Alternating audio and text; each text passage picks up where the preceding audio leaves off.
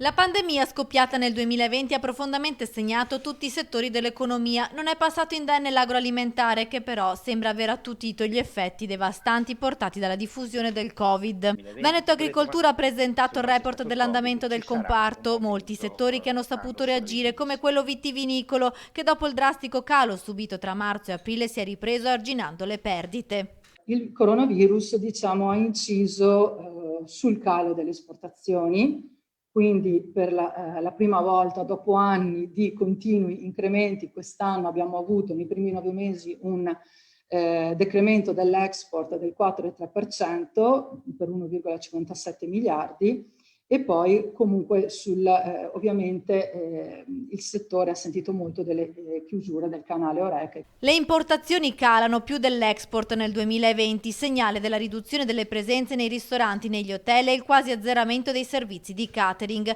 Un segnale dato anche dall'andamento dei prezzi di mercato, altalenante, dovuto alla chiusura di molte attività durante il lockdown, che ha generato così un pesante calo della domanda. Una difficoltà registrata soprattutto nel settore caseario, suinicolo e ittico, mentre sono cresciute le produzioni di cereali e di alcune materie prime ortofrutticole. Il settore più segnato dalla pandemia, secondo i dati forniti da Veneto Agricoltura, resta quello degli agriturismo, dove in alcuni periodi i ricavi si sono azzerati.